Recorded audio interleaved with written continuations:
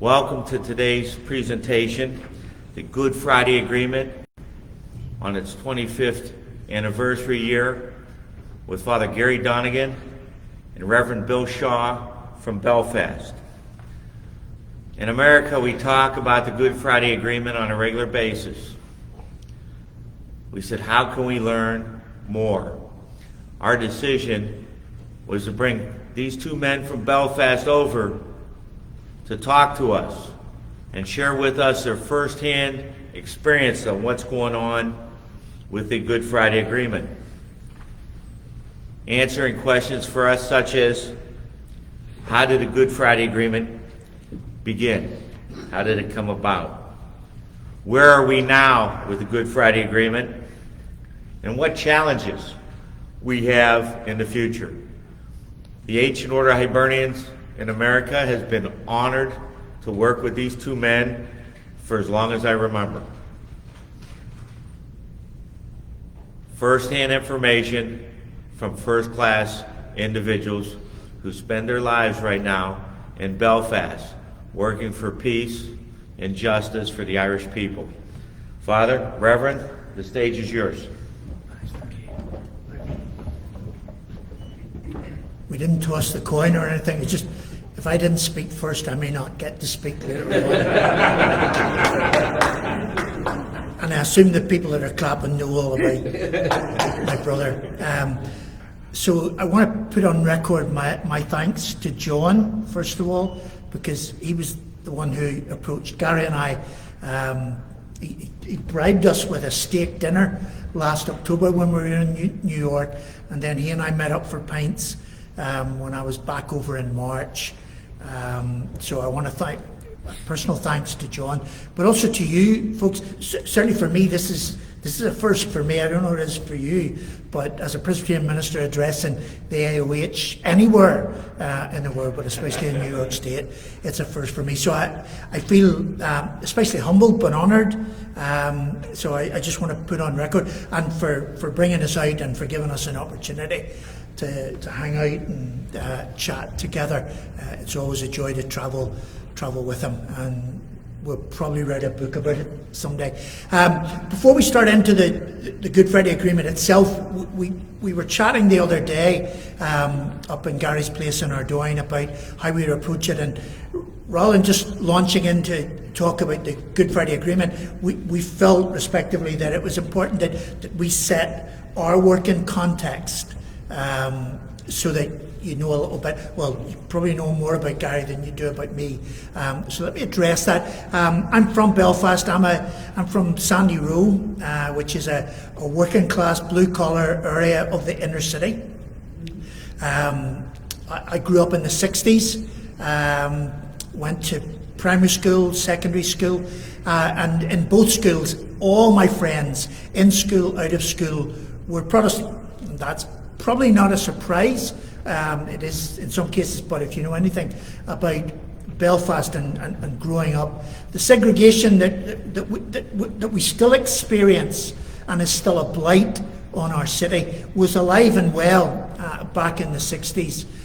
So as I say, my school from 4 to 11 were all Protestant. From 11 to 17, all Protestant. I left school at 17 and went to technical college.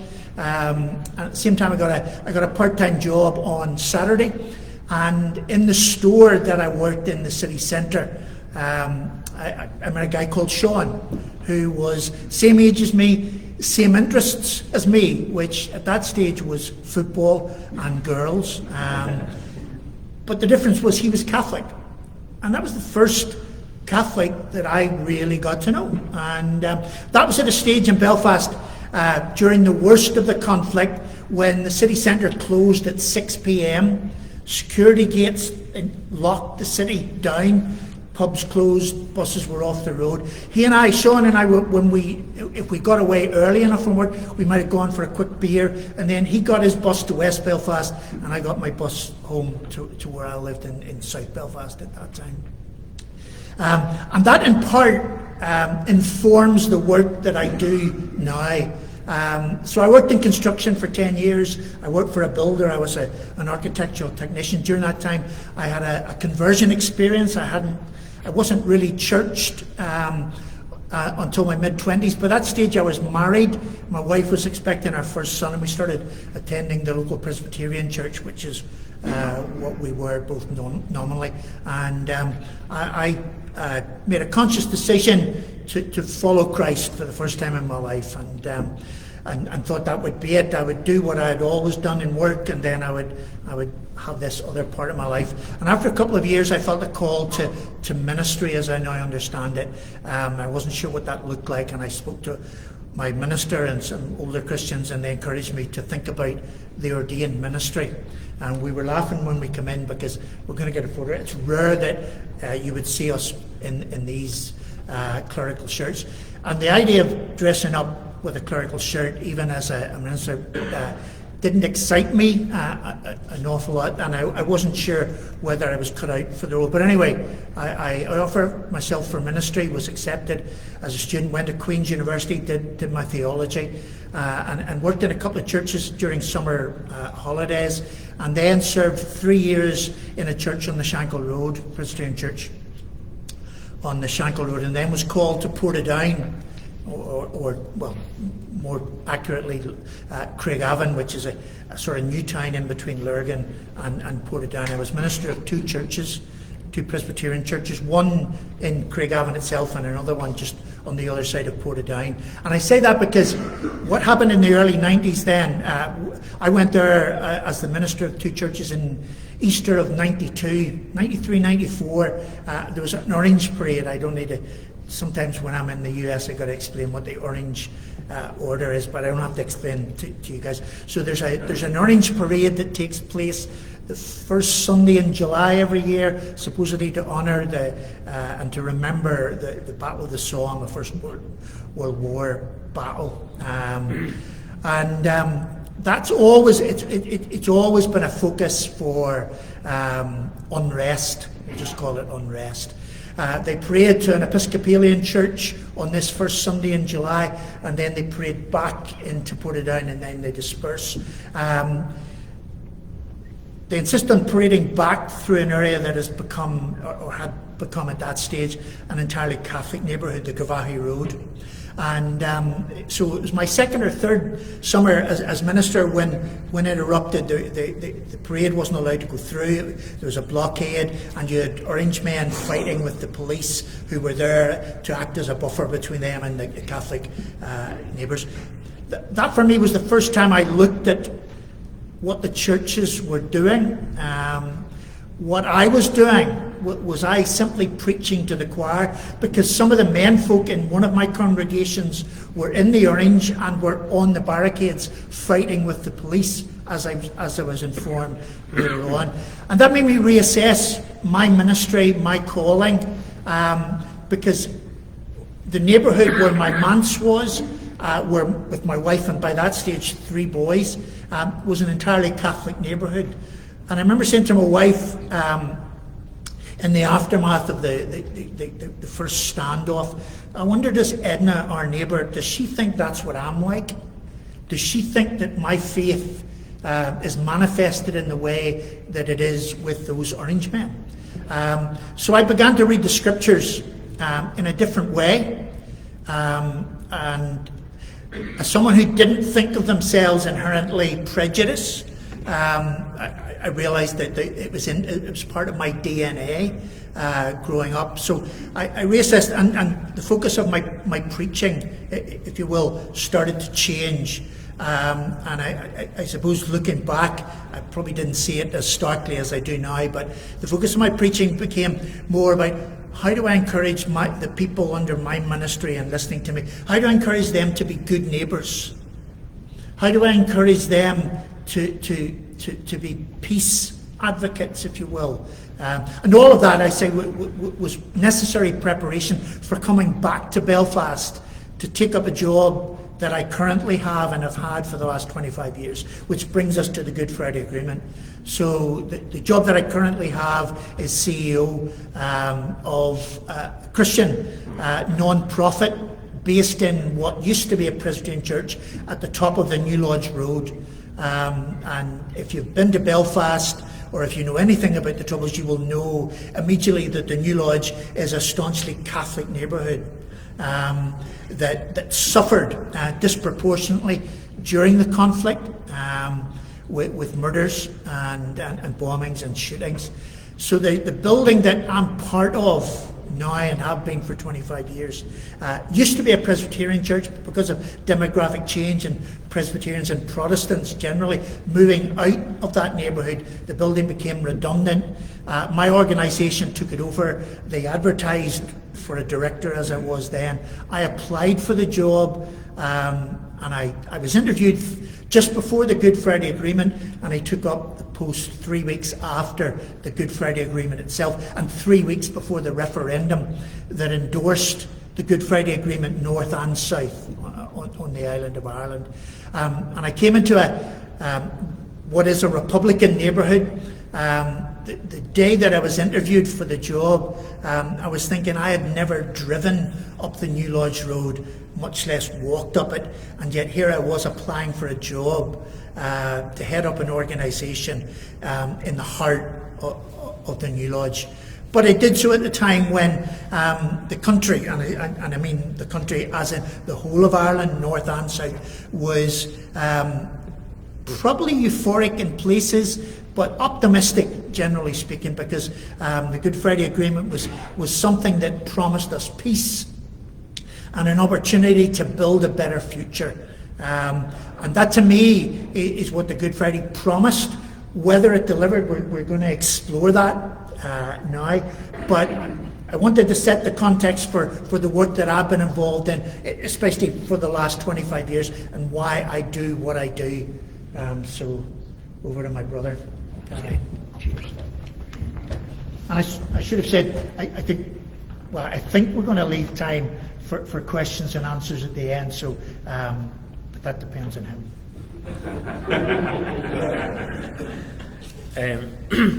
So I'm delighted, and I say this from the heart of my bottom, no, sorry, from the bottom of my heart, to be with Bill, because some people think we're joined at the hip now.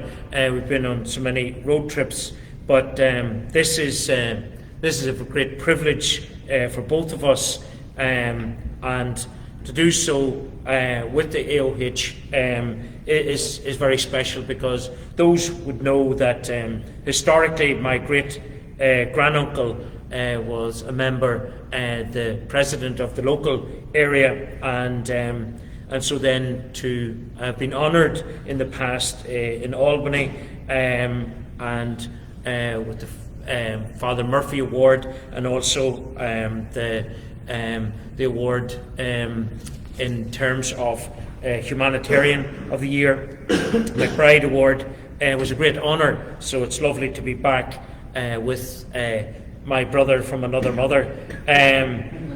He has shared about what he does, and very quickly, succinctly. I'm a Passionist priest, and I've been ordained 32 years now, and I'm presently double jobbing because I'm the director of the Passionist Peace and Reconciliation Office in Ireland, and also I've recently had to reassume the role as pastor in Ardoyne, sadly as the result of the death of Father John Craven. So my vocation story, some of you may know this, is based on the Passion, hence why I chose the Passionist. And basically the charism of the Passion is Memoria Passionis, Jesus Christ's Passion. And it's meant to be that we're supposed to be where the modern day crucified are. And I've often said that if St. Paul of the Cross, our founder, were alive today, he probably would have chosen Holy Cross as an ideal place, certainly during the conflict, post-conflict, and all the issues that actually surrounded there. My family, I'm a Culchie, I'm from the country, County Fermanagh. I live wee place called Newton Butler, and when I was given a talk in Queen's at one stage that Bill was actually there with, I was sitting beside George Mitchell, and I said, in order to show you how much I know about the border, is if I hold my phone like this at home in bed and I go like that, I'm charged E. If I go like that, I'm charged international roaming, and that's in the same bed. So the invisible border. So if anybody knows about the border, it's me. The kitchen is in the north, and the sitting room is in the south. You couldn't make it up. It's like something out of Father Ted, if you've ever seen that show. So very much based in a rural Catholic background, GA was very much part of our lives.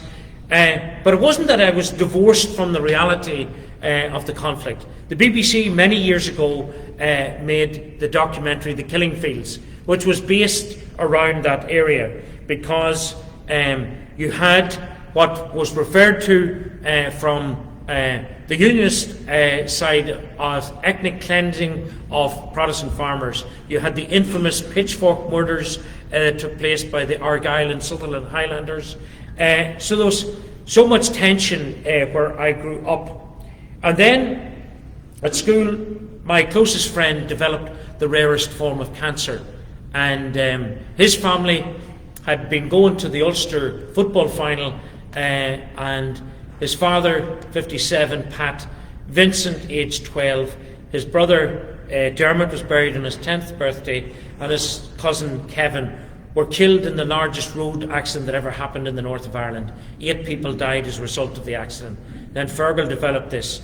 He was chosen to receive interferon, which way back in 1980, a single vial that size there cost £1,500. The border was sealed off, and Fergal was flown by helicopter over to Scotland. Sadly, he died. And it was something that I couldn't believe. And in fact, actually, I fought with God. I used to go up and I'd go to Fergal's grave and I'd tell him what was happening. And I'd go down to the chapel, and almost every night I was thrown out of the chapel by the sacristan. The only light left was the little sanctuary, the red light on.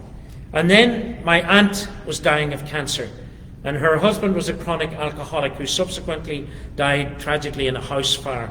And this big Mayo priest used to come in, Father William Hickey, and every time he came in, the whole countenance of her face would change, and everything changed in that moment. And it was almost palpable. You could feel God was there. And I thought, maybe this is what he wants me to do. And then I thought, no, big lad, I'm sticking here. I want to play football for Fermanagh. I want to box for Ulster. I want the wife and the 5 wee kids and an Audi 80. Didn't want much, but and that's what was my aim was. But I kept working away, and I thought, well, sure, I'll give it a go. They'll see through me, and they'll turf me out. 40 years later, I'm still with the Passionists. So I was ordained in 91. I was an itinerant preacher, giving missions and retreats. And then in 2001, my life changed completely, because I was seconded to go to Ardoyne in Belfast. And on the 19th of June, my birthday, we had what was known as the infamous blockade, the Holy Cross school blockade.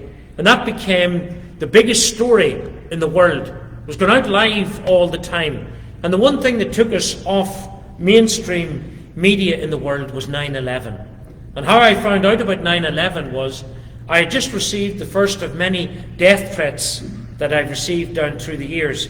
Some members who came to the Hubin Centre were taking photographs of me with a bulletproof vest. Thankfully, I haven't had to use that for a number of years now.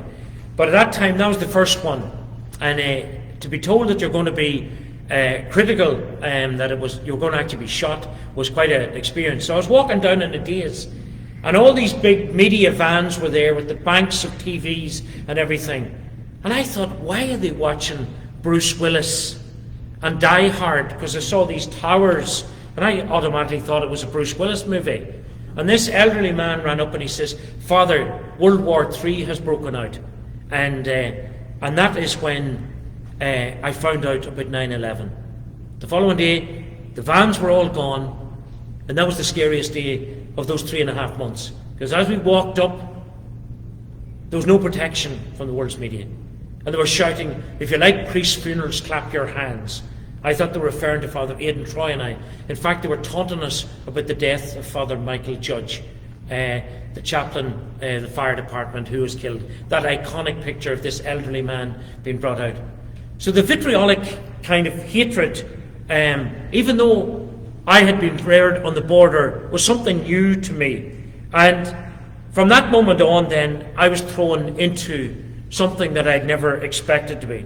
So very quickly, I've been involved in trying to resolve contentious parades, talks, bringing together loyalist Republican prisoners, ex-prisoners, paramilitary, as described by media. I've been involved in a decommissioning of weapons, disposal of drugs, and negotiating those who've been abducted, and also then internationally recognised in the work from the Irish, the American, the British governments, working with ETA and the FARC, President Santos of Colombia.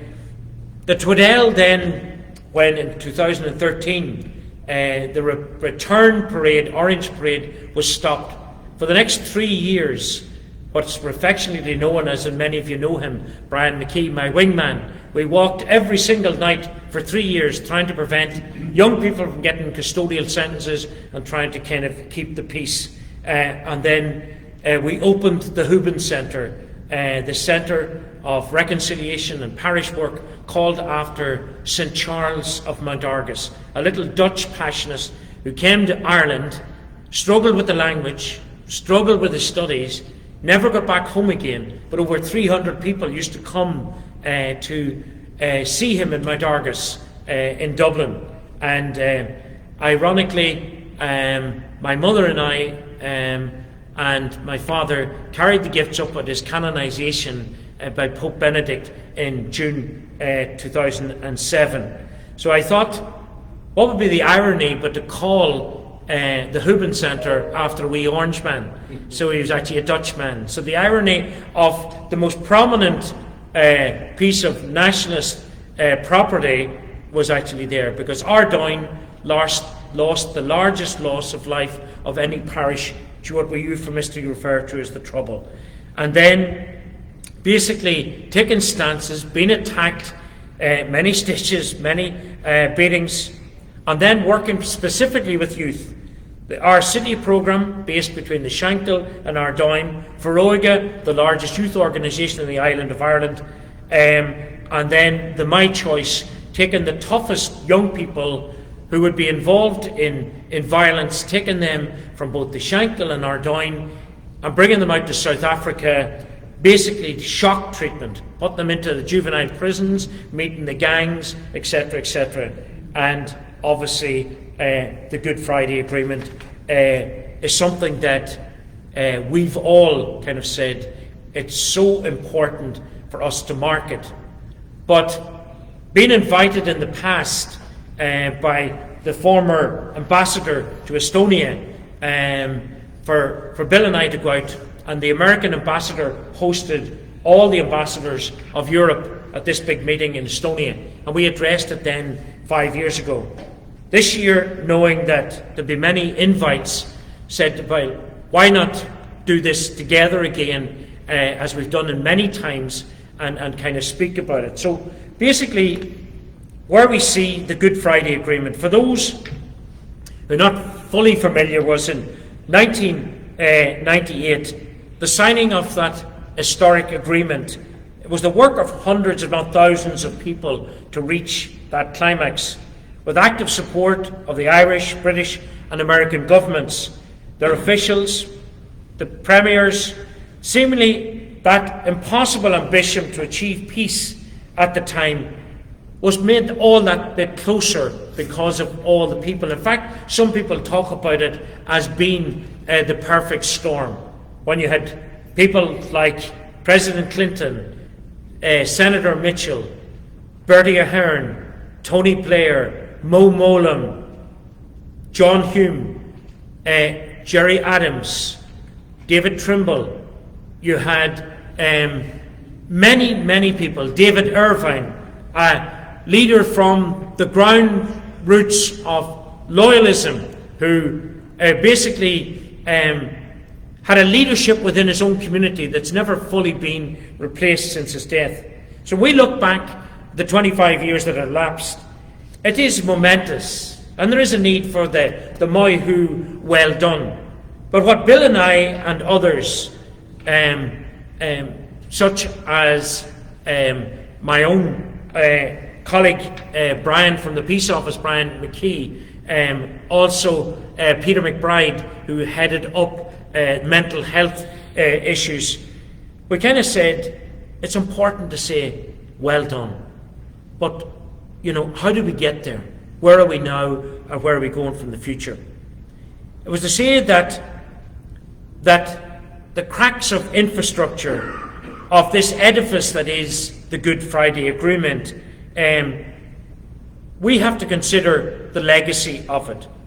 What we have to do is to understand what it meant and represented from both sides of the divided community, to pay particular attention to the role of the armed combatants that they had in the formation of this agreement. Following on from the 1982 hunger strikes, there was a momentous movement within the Republican movement, because they'd adopted a more political approach to the situation that was presenting itself at the time. And this adaptation of this political strategy for the next stage of helping Republicans achieve the aim of a united Ireland was something that there was specifically very strong leadership at the time. They engaged in long and challenging tasks of persuading members and supporters of the advantage of pursuing a political strategy through political leadership of Sinn Féin. That transition, and indeed the sense of connection of freedom and this idea of armed struggle and a political movement, in a sense, was very important for us to look back at the understanding of the actions of Sinn Féin 25 years on.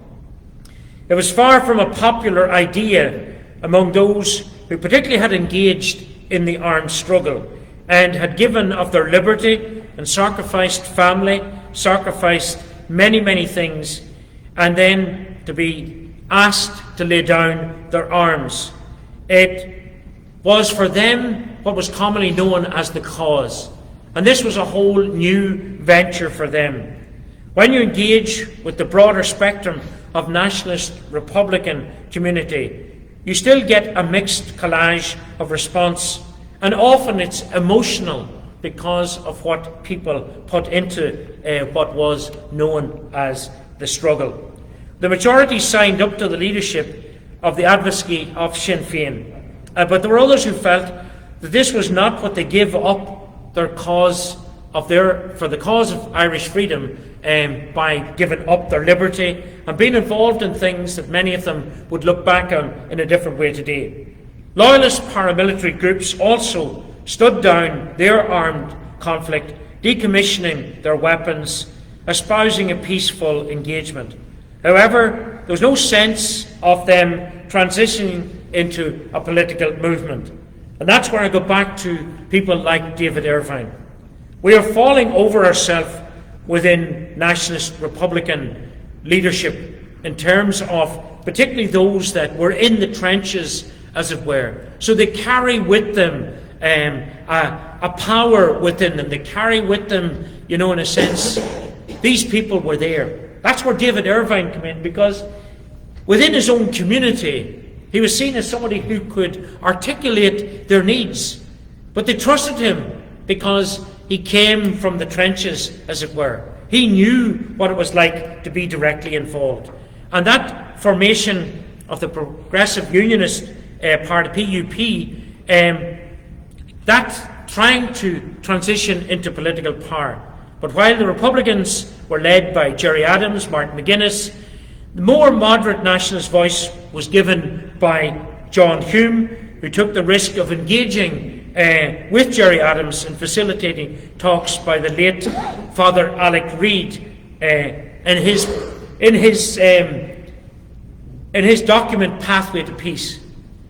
And it's so important because Bill and I are unapologetic about the fact we come from a faith background. And sometimes that's not popular. And sometimes it's easier to be found hiding under the bed or behind a pulpit and not actually stand up for what you actually believe in. But Father Alec Reid, this wee Tipperary man with his little cheap anorak, was something else. He ploughed the fields that we furrow now because of the fact of his courage and what he actually did. But he never, ever, in any way, bowed the knee to the fact that he was a priest and a redemptorist. Unfortunately for the process, right up until today, that loss of people like David Evering and the Loyalist leadership, there isn't the same ability within that community to articulate the voice of loyalism.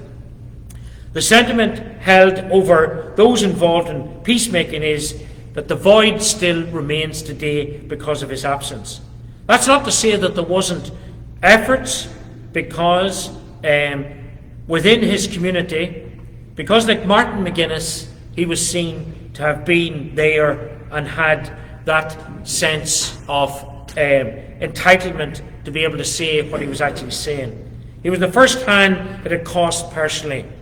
On one occasion, I was at the top of Alliance Avenue, and there was a full-scale riot taking place. And many of the young nationalists were coming flying up towards Glenbryn, the predominantly unionist side. And we were there, and there was a Land Rover. Jerry Kelly, not for the first time in his life, got on top of a Land Rover, but he got up on a Land Rover, and he was remonstrating. And he was getting it in the neck from the young nationalists. And Tommy Gorman, retired political editor for RTE, pointed to Jerry Kelly, and he pointed to the map, and he said, the difference between them, pointed to the young people, the difference between him is he carried the coffins. It was a very important line in remembering the fact. The difference between them and he is he carried the coffins.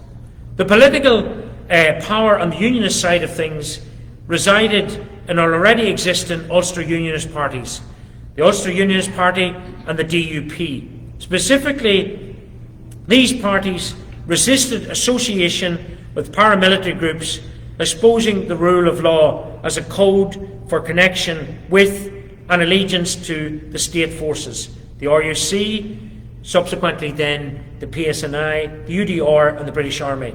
This lack of political representation of loyalists, though, group is extremely important in understanding the situation of the risk of 25 years on. So this backdrop, 25 years on after signing the Good Friday Agreement, we are still, in many ways, a deeply divided society. While there are notable examples of engagement and collaboration across the division, while there is, for all of us, an experience, thank God, of the lack of murder, the lack of maiming, because, as I said one time, people were talking about Good Friday Agreement, talking about stuff, and I said, you wouldn't know an interface if it walked up and shook you by the hand. And you've never held somebody as their lifeblood ran down an entry. You've never seen what a gun does to somebody on close range. You've never had to reverse back out having seen somebody destroyed. And as a priest, you anoint skin to skin. And you had to anoint the tummy because of the extreme injuries to his head. That's a reality. That is why, in a sense, is that we work for what we work for today.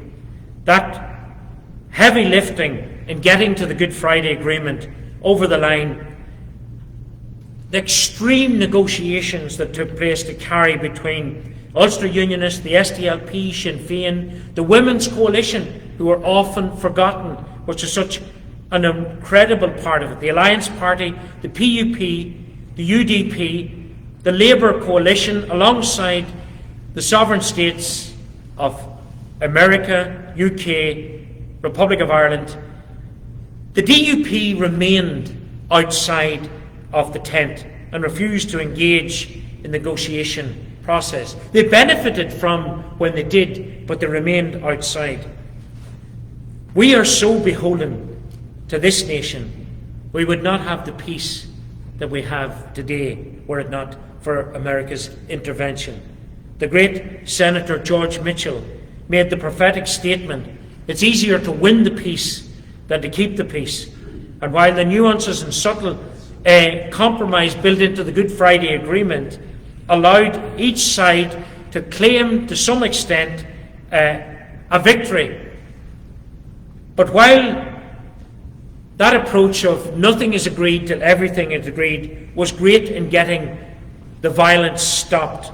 Eventually, it has led to the paralysis of where we are today. Divisive issues remained unresolved because of things like petition of concern, which was used to be able to bring down democracy and where we find ourselves today. So, with this background, the politics behind the more polarised, and eventually it led to the demise of the centralist parties at the time, and then of course obviously Sinn Féin and DUP took over in the positions of First and Deputy First Minister, which we all know is semantics because the two are equal. So the Stormont executive, that political expression of the divided society, is something that we find ourselves in a stalemate at the moment. That forced coalition that the Good Friday Agreement was, because there were so many unresolved issues, because it was so important to get it over the line, that so much compromise took place. And then the reality is we need to get rid of the petition of concern. We can't let individual parties pull something down. We need opposition within that situation in order for good governance. Because if we just try to agree on everything, then nothing will be agreed. So that unreconciled nature of the parties in the north basically leaves us to where the situation is today. And I'll ask Bill to kind of like say something about where we think we can move from today to the future.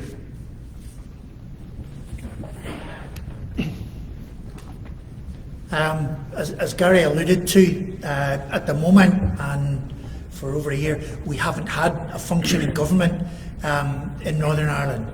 The Stormont Assembly is in mothballs at the moment because of the DUP's insistence that they won't go into government until issues around Brexit and the protocol are resolved, and that basically holds the entire country to ransom. We have civil servants taking decisions that should have been taken by politicians, and there are a whole series of budgetary implications which would be bad enough at the best of times, but given what we call the cost of living crisis, it exacerbates the problem for ordinary people, and yet DUP continue to hold us to ransom. So the big challenge for us in Northern Ireland at the minute, how do we restore the government? Because we can't do that until the DUP agree to enter into government, but they do so under completely changed circumstances from when the Assembly was brought down last year. The most recent census figures now show quite clearly that the majority of people in Northern Ireland or the north of Ireland are Catholic. Whether that means that they're practicing Catholics or not is an entirely different matter. But identifying as Catholics, the majority of people in the north now, unlike at the time of partition, and unlike, as I say, just over a year ago when the Assembly came down, the Protestants now find themselves in the minority. That in itself is problematic for elected representatives to get their head around. Gary has mentioned the fact that the Good Friday Agreement installed the principle of First and Deputy First Minister, which really was a co-minister. So they were both First Ministers, but they on the Protestant side, first of all, the official Unionists, and then when the Democratic Unionists became the majority and could nominate, they always made a thing that it was the First Minister. In their case, it was Ian Paisley was the First Minister, and then Peter Robinson, and then Arlene Foster, and so on. When they go back, hopefully sooner rather than later, all things being equal, Michelle O'Neill, as the leader in the north of Sinn Féin, will be the First Minister, and the DUP will occupy, or at least the DUP minister will occupy the Deputy First Minister's post. Both of those things, the fact that Protestants are now in the minority, that the First Minister is a Sinn Féin minister, both of those things further undermine the vastly, or the very quickly eroding confidence that Protestants historically would have had. And that in itself, in a nutshell, is part of the problem going forward. For Protestants in the North, how do we re-envisage ourselves in the place that we have in the island of Ireland, given the demographics that have changed, the seismic shift that has occurred, particularly in the North. Conversely, the nationalist or the Catholic majority now in the North, they have got to reconsider their approach, and how do they accommodate the unionist minority. Even as I'm saying those words out loud, it seems really weird in my ears to be talking about the unionist minority in the North. But that, in effect, is the challenge going forward for both sections. And I hate talking about both sections of the community. I think I speak for Gary. I mean, I long for the day when we can talk about one community, for a people who are united in their vision of where they want the country to be, and are living peacefully together. So cards on the table. I'm probably, and I've said this publicly before, so it won't come as a shock to anybody back home if this gets reported back there. I suppose in many ways I'm an emotional nationalist, in that if there were to be a united Ireland tomorrow, that wouldn't worry me unduly. That's a journey that I have made, I suppose more particularly over the last 25, 30 years. I still travel on a British passport, but you know that in all probability will change. And I think increasingly, particularly for younger people from the unionist community, the old arguments and the old allegiances don't occupy the same position or the same priorities that they once had. There are movements within the population, and younger people want to get on. They want to create a future for themselves, one that is peaceful and hopefully prosperous for us all. But there are massive challenges for us in the North constitutionally right at this moment.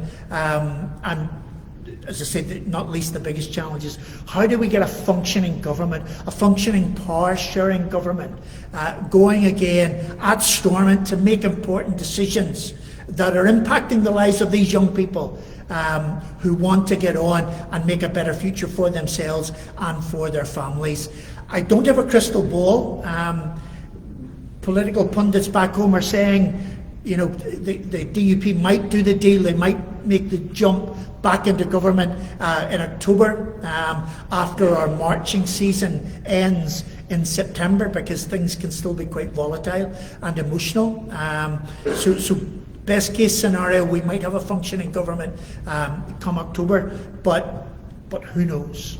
But that's where we are at the moment. There are other issues that are impacting us, obviously, on the island of Ireland. The issue around the protocol and the arrangements and the relationships between Northern Ireland and the rest of the United Kingdom, and how trade is carried on, given that the North now technically is outside of the EU on the one hand, but still part of it on another, which further complicates matters, but also provides opportunities for us economically going forward. In that we, at the moment, but the DUP don't sort of want to sell this idea that we have the best of both worlds. That we are trading partners. We're part of the EU, but we're also part of the United Kingdom, and there's a unique advantage for the economy in the north of Ireland at the moment, that is not, we're not able to maximise it, because we don't, again, I come back to the same problem, we don't have a functioning government. So there are big challenges, I think, for nationalists in the north and for unionists in the north.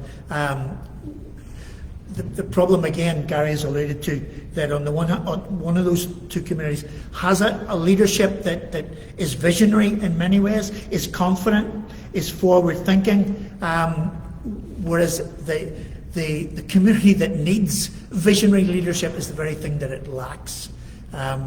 I can say that, I suppose, as someone who has grown up within the unionist community, we haven't had the leaders that we deserve.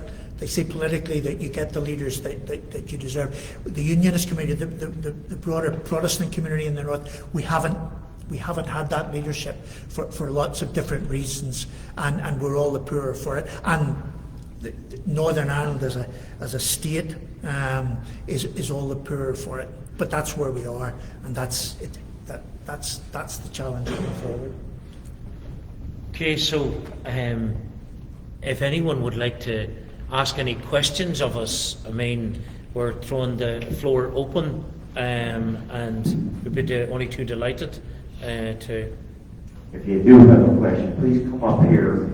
We're recording this. We want you to speak into the microphone, but form a line right there. Come here, Martin. Martin Galvin, our National Freedom for Ireland Chair. Yes, first of all, I want to thank both of you for speaking to us and for just giving us such an informative talk. I tried to give you a heads up yesterday, Father Gary. Danny said I'm a Freedom for All Ireland Chair. The Ancient Order of Hibernians has Jerry Adams used to say the Good Friday Agreement, it provides this no guarantee as to what destination the island of Ireland will end up in. This provides a way to a destination. Our view of the Ancient Order of Hibernians has been said since we were founded. When you say freedom for all Ireland, we believe British rule causes a lot of problems, that the decisions are made in the interests of Westminster in terms of the English as opposed to any section of the Irish people legacy, a whole lot of other issues. My question is this. As you said, Father Gary, as you both mentioned, a number of the people, particularly on the Republican and nationalist side, who sat down, who negotiated, who made the Good Friday Agreement with the visionary leadership that we talked about. They then turned around and said, our goal remains a united Ireland. We want it to be peaceful. We want it to be established in the way that the mechanisms that are provided by the Good Majority. We'll get a vote. And they haven't negotiated any kind of real agreement or concessions to make that status of living in the United Ireland more valid. So what I'd like to ask both of you, how do you see moving towards a United Ireland, or at least towards a referendum?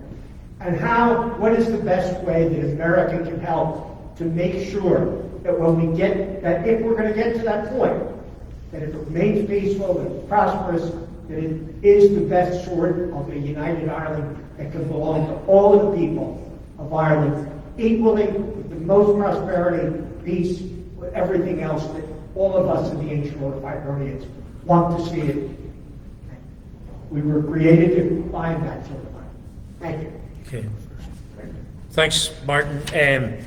Basically, I think the reality is there is that sense that there's an inevitability, and I suppose particularly when we have worked and seen what conflict does and seen the cost of it and post-conflict, the reality is the Brexit situation led to probably an advancement of the discussions around a united Ireland. And there's all sorts of movements at the moment there, creating public forums where people can actually debate that. You're exactly right in the sense that one of the things that causes angst of all of us is, in the sense, is that the need for leadership within unionism and loyalism to be able to have their reassurances, their kind of sense of what that would actually look like. Now, to give you an example, many of us nationalists and from Republican backgrounds and Catholic backgrounds, it's not just the sense of Britain. There's a sense that a cold house from the southern side for us, and I often use this little story. Newtown Butler, where I'm from, right on the border, is obviously a Gaelic stronghold. Ardoyne, obviously. Not exactly the home of rugby. Rugby was very much an elitist sport It usually was played in the north by Protestants, or the Hoorah Henrys in the south. I love it as a game because of the physicality of it. My father and I hold a record suspension in the GAA. Most families would be ashamed of that. We're proud of it. We weren't even allowed inside the grounds. We're known as the men behind the wire. So rugby really appeals to me as a sport. I love it. And the great thing about, I still believe, so Santi still comes to me at Christmas, and I got this rugby coat from Santi, and I'm down in Dublin, and Ireland are playing England in the Six Nations, and tickets are like hen's teeth. You just can't get one. Mrs. Donegan's son got a gift of a ticket. So Ireland beats England, and it's phenomenal. And I'm in the ground, and the next thing, I'm standing there, and I'm surrounded by what I would call horse Protestants, right? The wealthy Protestants from the north with the tweed, right? And not him. And I'm there, and on comes at that time the British national anthem, "God Save the Queen." Not a word, not a word.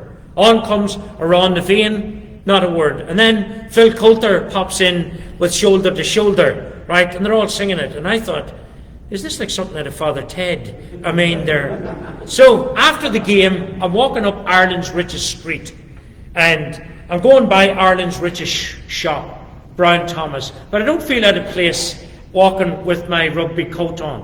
And at the top of Grafton Street, for those who know it, there's a newsagent's. And part of my work in working with stuff is to do with drugs.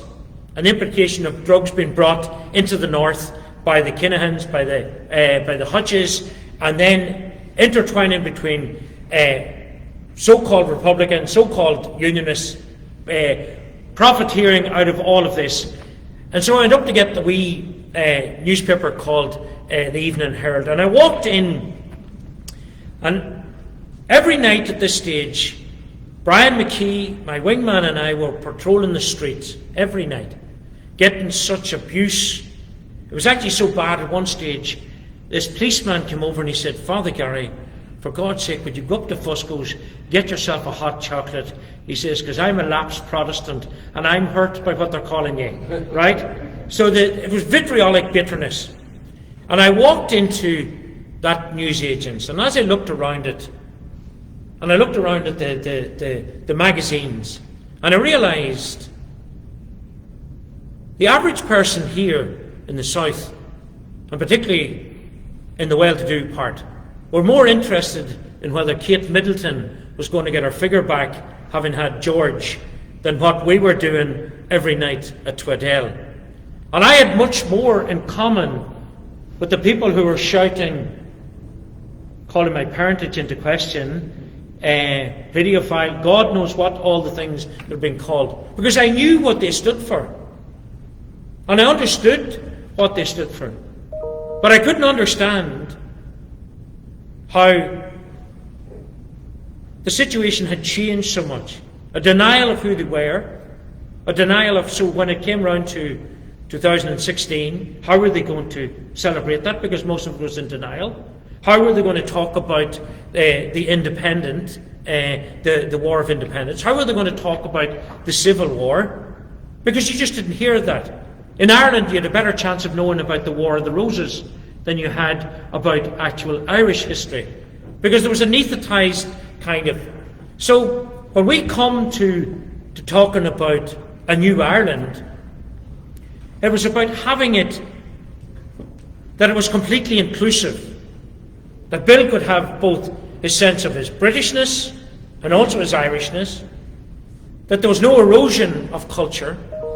I did not want for Protestant, Unionist, Loyalist people to be in an island and an Ireland of like what I grew up as a child, as a second-class citizen, as somebody even going to school. We got the worst buses, everything was second class, and one way of getting out of that quagmire was education. And that's why it was so important to the nationalist community in that sense.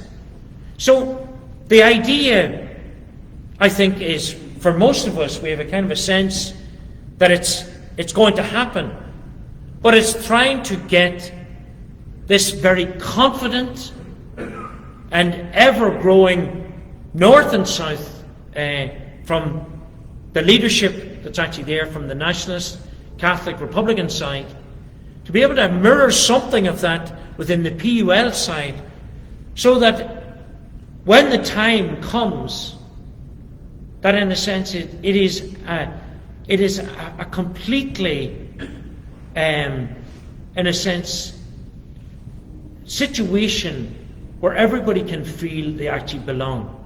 Let me jump in. I was just going to say, Reverend, is I feel your pain when you said you never get to talk.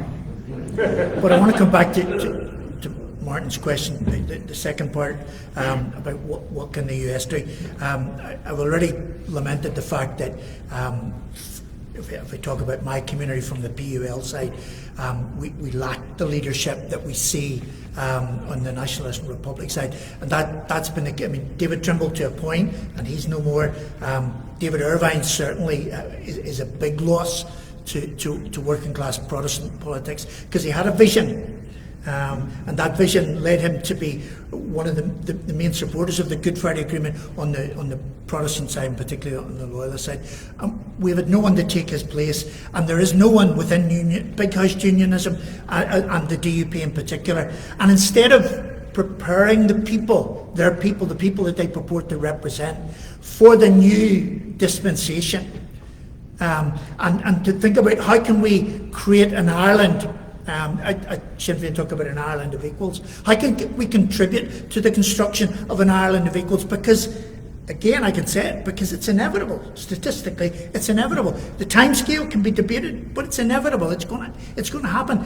So the very politicians that are holding us to ransom by not going into government at the moment are the people that need to get the vision.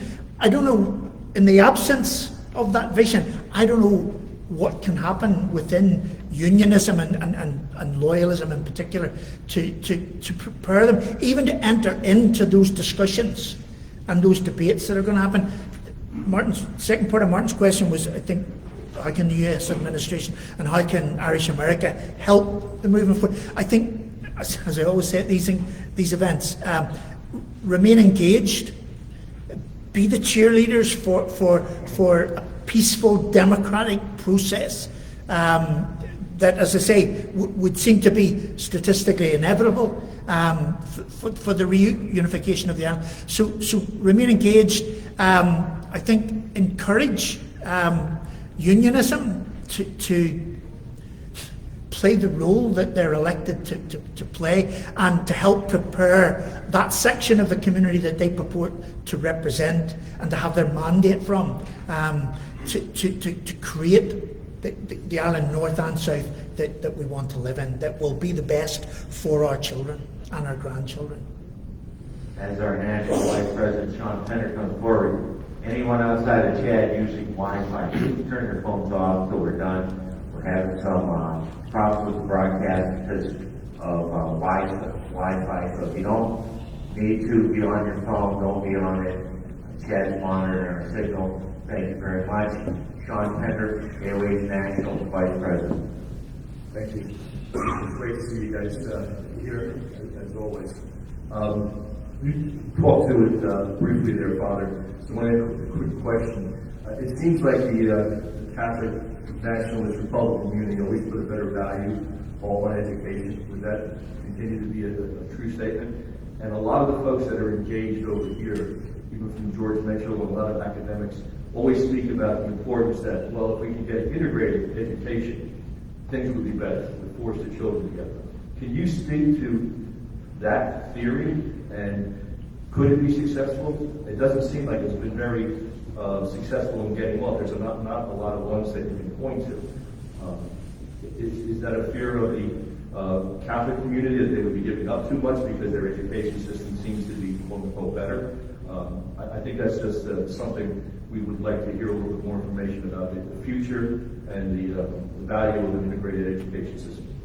It's a bit of a a hobby horse of mine, just that particular topic, because I'm all for choice and freedom of choice. And I think that the 7%, or whatever it is, that it's involved in integrated education. Issues for me is, it's been going now for so many years. Where are the leaders that came through that? I think there's one member of the political parties that actually came through the integrated education system. And one of the things is that in a couple of years ago, one leading loyalist said, it's our new weapon is education. And the reality is, because as Bill alluded to it, and we know, the state was set up, unequally. And so there wasn't the need in the same way for education. Political unionism was set up in such a way that the proletariat, keep them down, they'll get the jobs, but we'll actually, it's like, I watched a documentary one time about the butler. The butler in the house is the greatest snob in the house, because the only person that he's subservient to is the master and the mistress. Everybody else is under him. So he has to keep it at that kind of level. And that was what big house unionism was doing to its people. And the reality is, it was different, because the only way we could get out of the quagmire, as it were, and to get the positions was through education. So it was valued in a different way, but because of the circumstances. That's changing. But the reality is, in a socially deprived area like Ardoyne, the reality is that if you compared that to the Lower Shankill, the academic achievement of the Lower Shankill is so much less than it actually is even now. But a lot of that is to do with leadership within the actual schools itself. So integrated education has its place, and if people want to choose that. But I also, what I always think about is the disservice that was done in education down the years in both the controlled Protestant section and within the faith section, of the Catholic faith. Because I give you an example. During the Holy Cross blockade, when we walked that gauntlet every day, and those children, I will never forget that experience. And when they got into that school, Anne Tanney, the principal of the school, took them into the assembly hall. And they were all brought in there, and those children were petrified. The first thing they did was say the St. Francis prayer of peace. Lord, make me an instrument of peace. What people didn't realise was, across in Wheatfield School, those two schools were working like no other in the reality. They had American basketball players before the Holy Cross thing, peace players they were called, coming. They were engaging at church. But not only that, was, in many ways, they had kept down through the years in the school system, they had kept many people away from actively getting involved in the conflict. So this idea that somehow that these were breeding grounds, for example, that somehow the primary schools in Ardoyne were turning out wee provies at the end of it, nothing could have been further than the truth. So there's a disservice given to the system that actually exists. But as a Democrat, I would say, if you want to choose your children, but there's no point in putting Sammy and Shamey sitting beside each other every day and getting a wee gold star at the end of the week for not thumping each other, when they go back home into raw sectarianism. The largest riot that I faced down in Ardoyne in the last 22 years was organised in the integrated college by the students, right? So that's a reality. Now, Bill might want to speak on that from a different perspective. Well, the comment about the Catholic community valuing the education, I think that's self-evident. Again, speaking from my own experience, growing up in the 60s, it was still a period when Protestants could leave school. Most of my class left school at 15 and walked into jobs without qualifications. They got jobs in heavy engineering or in the shipyard or wherever. Education wasn't valued. That's still the case. I mean, for 20 odd years, I had a youth group that was made up of half New Lodge kids, therefore Catholic, half Lower Shankill. And the difference in attitude, the kids, was stark. It was stark. And again, it sounds like I'm on a hobby horse, but that not valuing the education feeds into that vacuum and that lack of leadership that we have in unionism, because what traditionally happens with Northern Protestants, if they want to seek third level education, they invariably will come from better off homes because they can afford it, and they inevitably will go to Scotland or to England for their degrees, and invariably do not come back. They marry, they set up home, they prefer to stay in Great Britain rather than coming back home. Again, further robbing the unionist community of potential leaders with vision. So it's a double whammy. The stuff about school, I mean, Holy Cross Boys School is phenomenal. I mean, there's a documentary about the approach that teachers have made within Holy Cross School.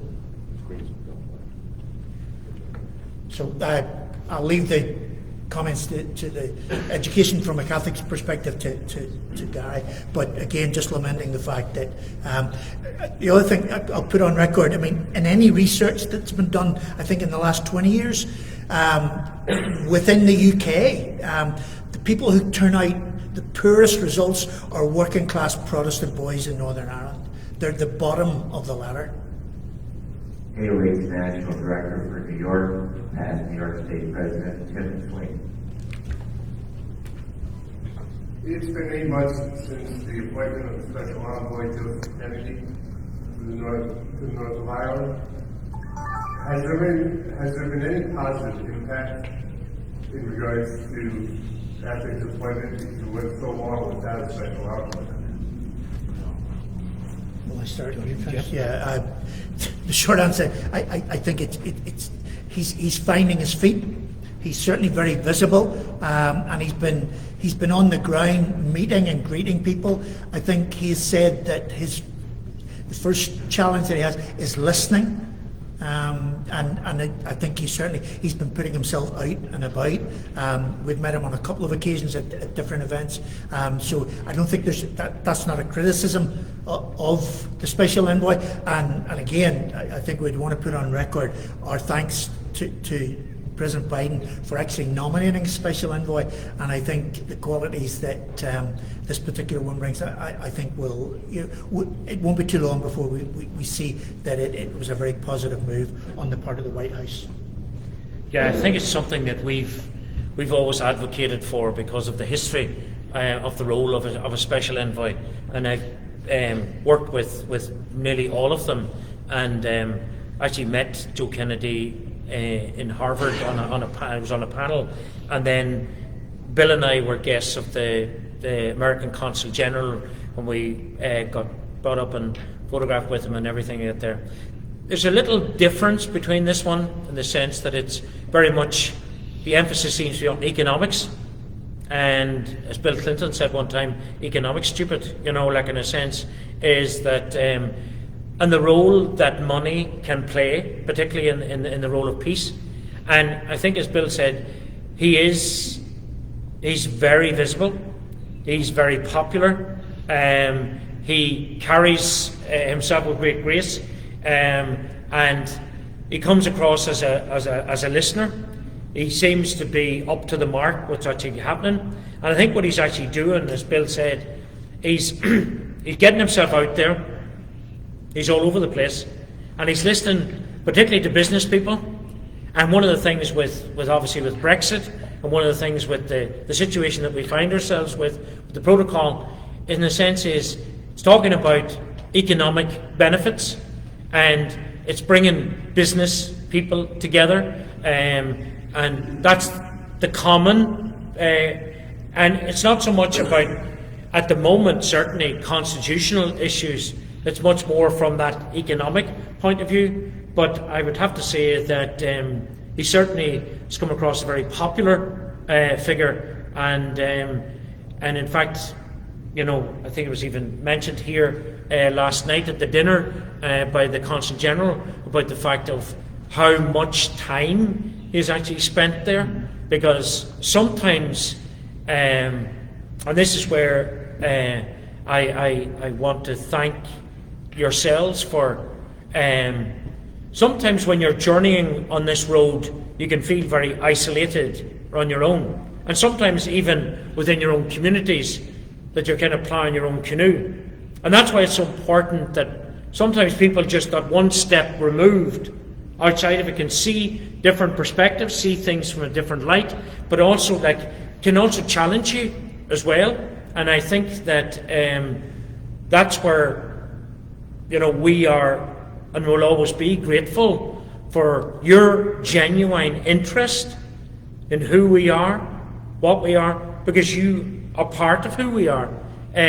But in a sense is what I have found, particularly in some political leaders at times, is an antiseptic approach. I'm okay, but your genuine interest in making our place work is laudable. And I think he comes from that same kind of perspective, that he wants to see it work, but he's doing it in a different way. And we've had a joint invitation. He's coming up to both the Houben and to build Duncairn Art Centre, and we'll be able to furnish him, not with the kind of the niceties. Of course, we'll be super nice because we're super nice guys, but we'll be able to tell him the truth, and particularly in working class areas, because for many people, 25 years later, the real benefit they see is the no conflict, the physical no conflict, the shootings, the bombings, the maimings, the abduction, all that kind of stuff. But as far as from in my area and where Bill works, in a sense, is it's the highest number of suicides, the highest number of alcoholism, drug abuse, etc., etc. An awful lot of to do is the hopelessness. There was Rihanna, you call her, a singer, an American singer, and she came and she went down to the New Lodge, and they shot a video, and one of the lines in that song is, "I found myself in a hopeless place." Now, when Rihanna came, all the youngsters were all going mad. Rihanna's there and all things.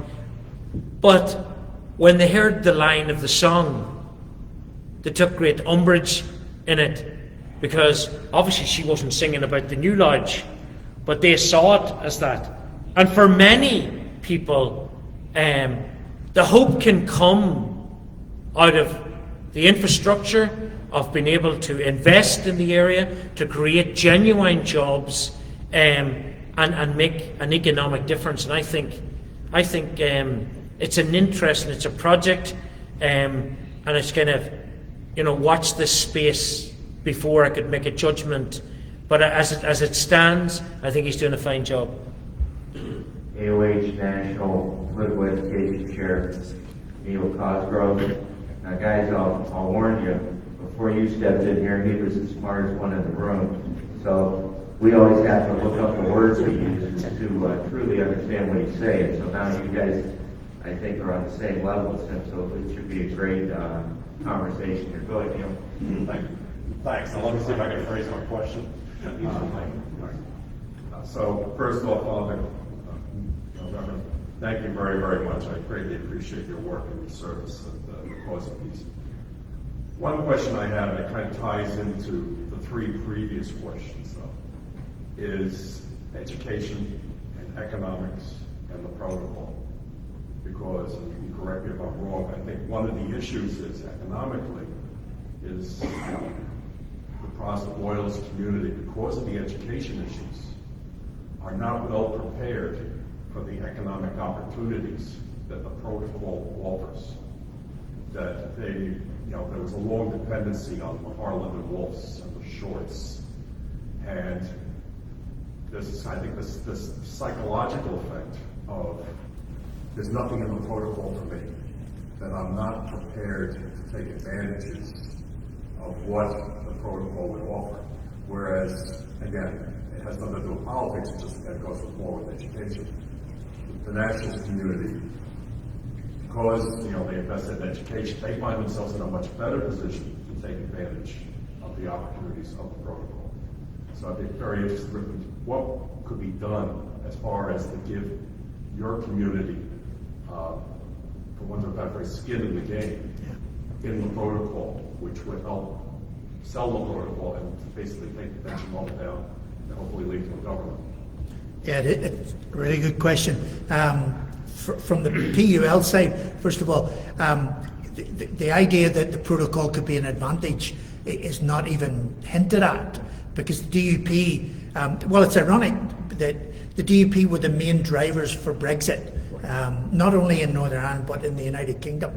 They were in bed with the ERG and Boris Johnson's crowd at Westminster, and they drove the Brexit agenda.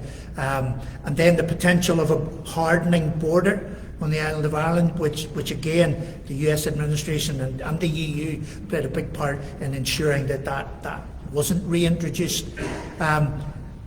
But you're right, the protocol as such and the special status that Northern Ireland has now does offer it particular opportunities that aren't even available in the south, and certainly not available to the rest of the United Kingdom. But the DUP, as the main representatives of the Protestant Unionist loyalists, are not. They're not at the game at all. Talking about not even having skin in the game, they're not at the game at all. And anytime that anytime that there's mention of the potential benefits to the economy in the north, it always comes from either Sinn Féin or from the Alliance Party or from the SDLP. They're the ones who are talking up the benefits. So the people who should be talking it up, because there are people who need to hear about it, are the DUP. And the sooner we get to that place where there is a way, but they've painted the protocol as a bogeyman. That's the enemy. And it means that any rational debate that happens in a political context never filters down into work. Because the riots that we saw 2 years ago in Protestant areas were largely because of the fear and the paranoia that their politicians had whipped up about the protocol. And I frequently said back home, the kids that were rioting and burning buses couldn't have even spelt protocol, let alone give you a critique of why the protocol was a bad thing. And back home in loyalist areas, they've got banners and flags and so on that continue to paint the protocol as something threatening, when in actual fact it's an economic it's a potentially economic advantage to the economy in the north. But we're not at that stage where we can have that rational debate from the main political parties.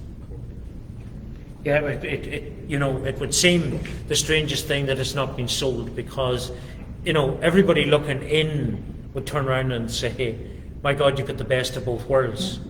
But if you have a political agenda that's selling the opposite story, and whereas from the nationalist side of things, been told of all of it, the benefits from it and how it can actually be used, but the reality is the DUP are selling the total opposite to that.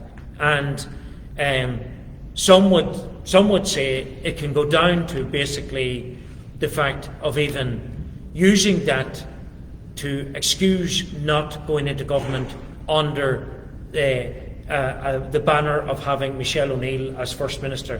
That is almost unpalatable for many of them because of the way the state was set up and the changes that Bill alluded to there, and the demographics and everything that's actually happening. The reality is, we know it's semantics. They've got us across the line. The two, they're equal.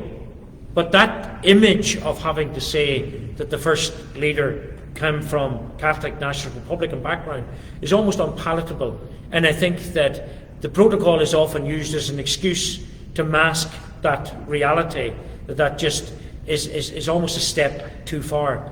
But I think this is where the Windsor agreement, the situation that paper, so many and concessions were made to actually get that it's almost impossible to say how could you not agree to that with the strength of outside, like the states coming in and kind of like saying, you must buy into this. And I suppose our hope is that when we get through the marching season, that an inevitability, because one of the other things is, in the general election, how would DUP fare? And if they've not gone back into government and are not part of a parliament, could they go further down in terms of, the other question then is, who would take those seats? Whereas where official unionism comes across much more moderate now, much more progressive, much more kind of, the question is, would people have the courage to back that, from a PUL side? But the leadership is just not there at the moment. Thank you. Thank you. Our last question, Tim Miles. Thank you. Just try to keep it brief, but 25th anniversary of the Good Friday Agreement, one of the dividends is peace on the ground. And I've been over there many times, yet I've seen the difference. But now, if I'm a farmer in County Down, and there's no more checkpoints, or let's go out in Belfast, there's no more bombings, no more security guards. My life is normal. Most people don't like change. How are you going to get me to vote for a United Ireland?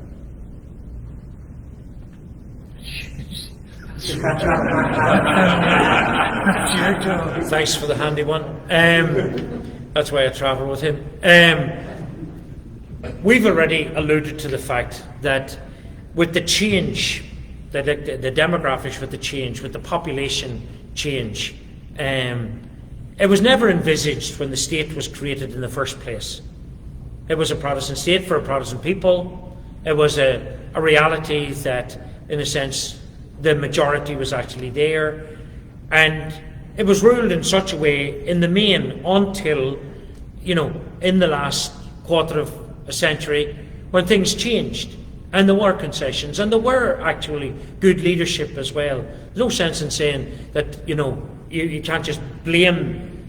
There was massive change, and there was an attempt to bring some kind of quality. The fact that now has been superseded by a majority within the Nationalist Republican Catholic side of the community brings not just a stark reality, as Bill has already alluded to, that even saying it is actually, and this is probably one of the most moderate, good men that you'll meet in a day's walking, because the reality is, and if you have an extra hour and a half sometime, I'll tell you about our previous visit to the States. While I was decommissioning weapons in the Basque region, I left it up to him and my wingman to book us into accommodation. He booked us into the Pod in New York, and at 58, as a Catholic priest, it was the first time I was ever in a bunk bed in my life. And I let the Presbyterian on the top and I was on the bottom. The room was that small, you needed to leave it to change your mind, never mind your clothes. Right? So I left it up to him. But the reality was that, he spoke about even saying the words. But it is a reality. And we can't deny that, and it's happening. And I think it's up to us to be able to sell whatever shape and way the future is, that everybody is part of that. That whether you're in Belfast, like you think of, when I was growing up in Newton Butler, next thing, knock went on Saturday night. Starsky and Hutch was on. And the next thing somebody said, "Can we stay with yous?" And bang went off another 1,000-pounder bomb in the wee village.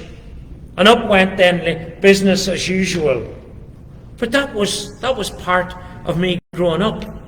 When we'd be out walking the streets at night to the youngsters who are being radicalised now, they'd be turning around with fanciful ideas in their heads, but you're saying, you've no idea what it was like to go down into Belfast city centre, to have to go through turnstiles, because if you're going into a football match, and to kind of probably psychologically, to use a little bit of psychological warfare, you say, your granny and your ma, your mother, had to walk through a turnstile, and she had to open her bag to a British soldier, a man. And there's things in a woman's handbag that are sacred to a woman. Never mind to have to expose herself to that. Just the humiliation of just simple things like that. We have come 1,000,000 miles away. And what we